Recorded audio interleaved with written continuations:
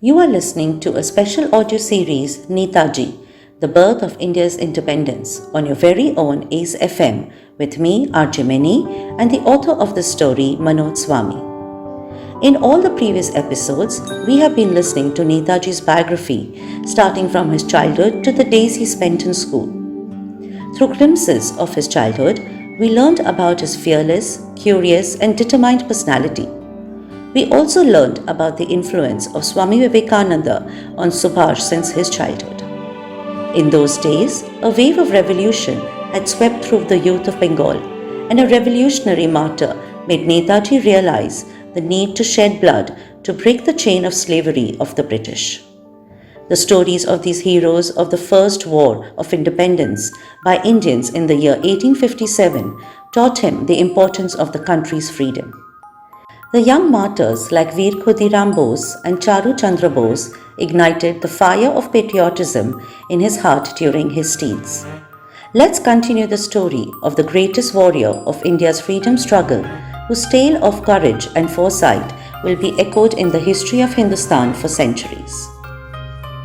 In the previous episode, we learned how Subhash faced Inspector Delton with his knowledge and beliefs, leaving him stunned as he quietly left Janakinath's house after giving him some cautionary advice, or else his dream of making Subhash a great barrister would not be realized.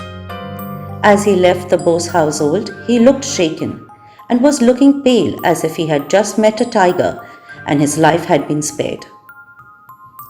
Meanwhile, at Ravenshaw Collegiate School, headmaster Beni Madhav Das was trying to fend off the pressure that was being applied on him by the school authorities and the Committee of British Education Department that had arrived from Calcutta. They were forcing him to expel Subhash and his friends from school, ones who had attempted to organize an event in the honor of martyr Khudiram Bose in the football field in front of the school premises.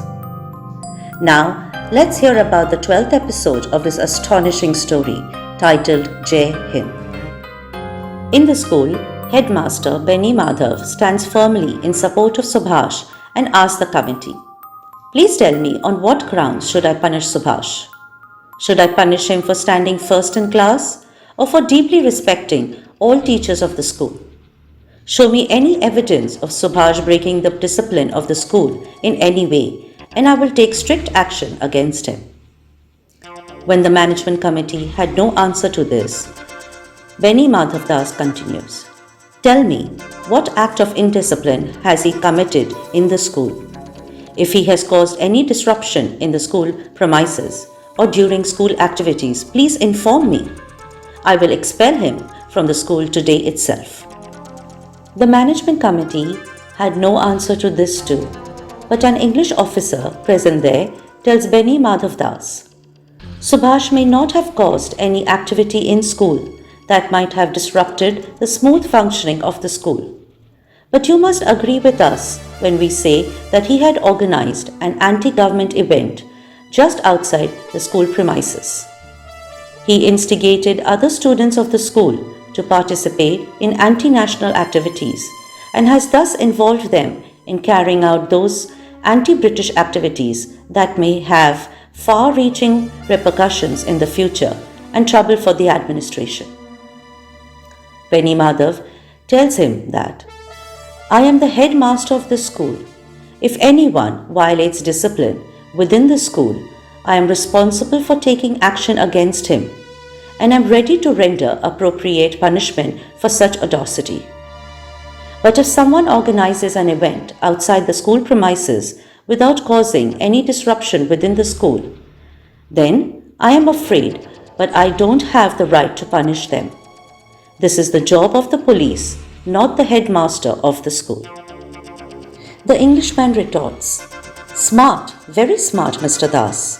We knew you would say something like this, but the British government is not deaf and blind.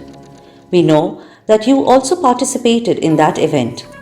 Moreover, you were their chief guest in the event. Let me ask you one thing. In what capacity were you present there? As a school's headmaster or as a common citizen? Or did you yourself organize this event with your students? Think carefully before answering, because we cannot take legal action against those 12 to 13-year-old children. But if you were involved in organizing this event, then the police will definitely take legal action against you. Benny Madhav replies, I did not organize that event. Yes, I was indeed present at the event as a chief guest, but not in the capacity of the headmaster, rather as a common citizen. If you think that I have committed any legal offense by doing so, then you are free to take action against me as you wish. The Englishman speaks again. Very smart again, Mr. Benny Madhav Das. We were hoping for this sort of response from you. We know that we cannot take any illegal action against you, but due to your participation in this event, the reputation of Ravenshaw Collegiate School in Cuttack City has been tarnished. Hence, we are transferring you from Cuttack to the town of Krishnanagar. Next week, you will leave for Krishnanagar and take charge as the headmaster of Krishnanagar Collegiate School. We will handle this school in Cuttack and SubhashChandra.Bose.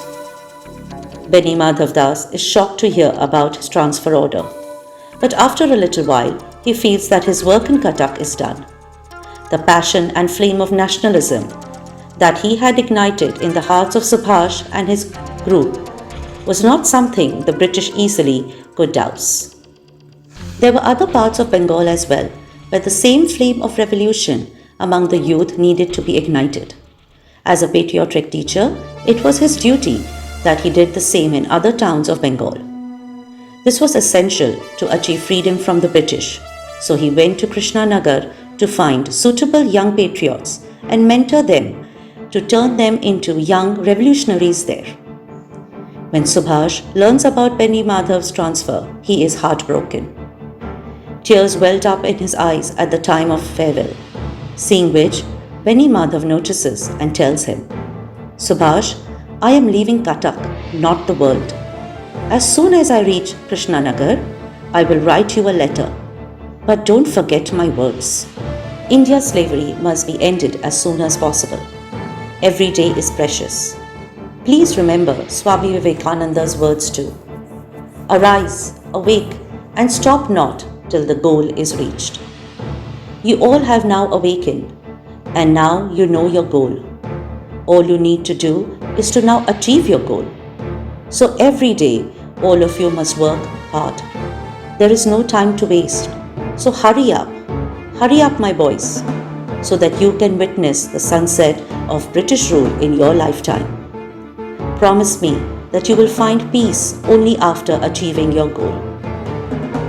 Subhash promises his Master Moshai and says, Master Moshai, I promise you that we will work so hard that not only us, but you too shall witness the end of British rule within your lifetime.